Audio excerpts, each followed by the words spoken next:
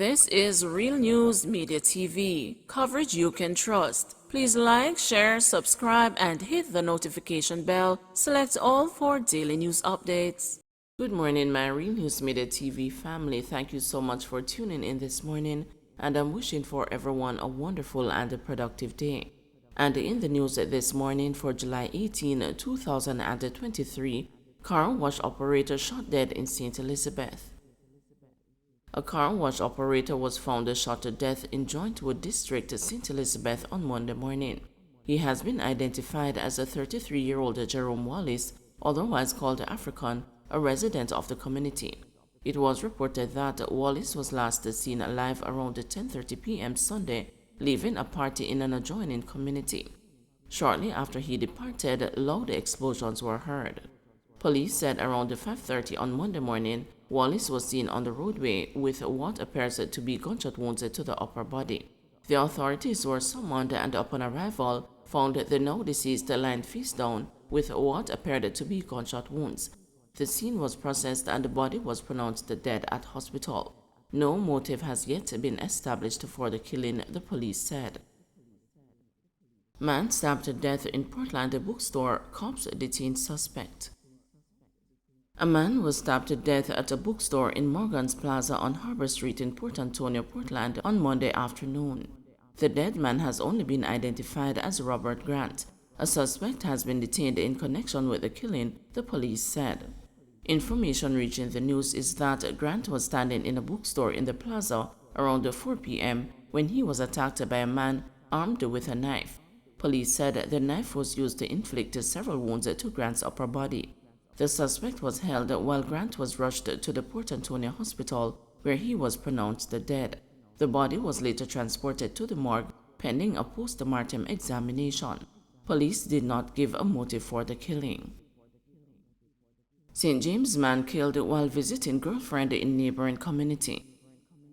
Police are trying to determine the reasons behind the killing of a man who reportedly went to visit his girlfriend in Coral Gardens, St. James on Monday. The deceased has been identified as 40-year-old Ricardo Spence, otherwise called Richie Rich or Canadian, who is from Churchill in the neighboring community of Flanker in the parish. It was reported that around 9 a.m., Spence was in the area visiting his girlfriend when explosions were heard. The police said Spence was subsequently found lying face down in a pool of blood with multiple gunshot wounds. He was taken to the Cornwall Regional Hospital, where he was pronounced dead. Police said no motive has yet been established as they have come up empty-handed with their initial investigations. JCF mourns the death of trainee constable. The High Command of the Jamaica Constabulary Force says it is deeply saddened at the death of trainee Constable Reandra Pike.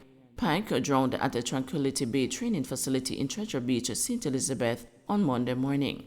According to the JCF, Pike, a 19-year-old recruit from Linstead, St. Catherine, was a dedicated young man committed to serving his country, and that his death is a loss felt deeply within our ranks. The JCF disclosed that according to preliminary reports, Pike had just completed his morning physical training and decided to accompany his fellow recruits to a section of the beach to alleviate muscle fatigue. Pike reportedly attempted to assist a colleague who got into difficulty in the water. The JCF said Pike also encountered difficulties and was overcome by a strong undertow. A comprehensive search was launched to locate Pike's body. In the meantime, the JCF said its chaplaincy services have been dispatched to provide emotional and spiritual support to the recruits and the staff members affected by the tragedy. The JCF High Command has extended its deepest condolences to the family, friends, and the colleagues of Pike. Diplomatic row brewing after Jamaica refuses to accredit same-sex spouse of American diplomat. A diplomatic row has been simmering between Washington and Kingston over Jamaica's refusal to accredit the spouse of an American diplomat. The dispute is threatening to sour diplomatic relations between the two traditional allies. Earlier this year, the United States government wrote to the Jamaican government seeking its approval for the married partner of a diplomatic about to be posted to Jamaica and who is in a same-sex relationship to be given diplomatic immunity and all the privileges of a diplomat. It is believed the Jamaican government did not respond to the request in a timely manner. When the U.S. sent another diplomatic note demanding a response, the Jamaican government responded, rejecting the request. A senior government source told the news that an approval of the request would mean Jamaica recognizes same-sex marriages, which is illegal in this country. Our sources tell us the U.S. then responded, rejecting a request from the Jamaican government to extend the stay of 3 diplomats in Jamaica's embassy and the consulates in the United States. The U.S. served a notice that the trio must leave immediately after their 5-year diplomatic visa expires.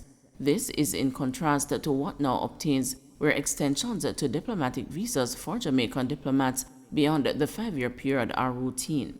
Among those affected are Jamaica's ambassador to the U.S., Audrey Marks, and the Consul General Oliver Mayer, based in Miami, who the Americans say must leave and return to Jamaica this year.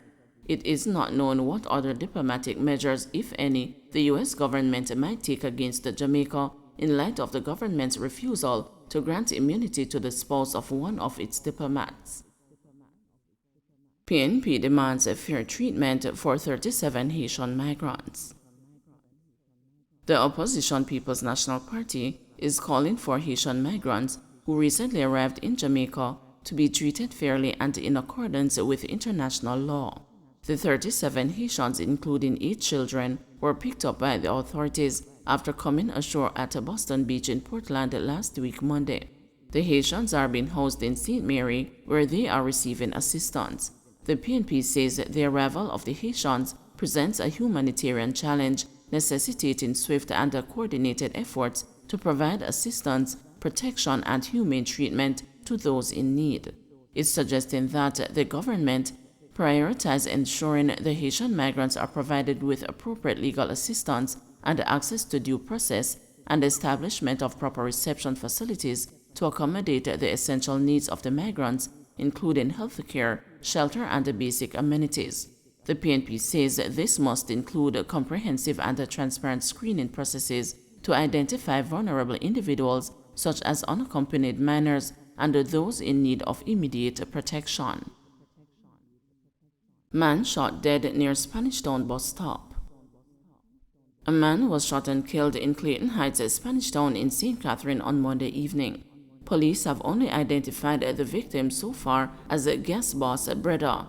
Reports are that about 7 o'clock, the man was standing near a bus stop along the roadway when he was pounced upon by unknown persons who opened fire at him. The police were summoned, and upon their arrival, the man's body was found with what appeared to be gunshot wounds. Investigations are ongoing. Don't forget to like, share, subscribe, and hit the notification bell. Select all for daily news updates.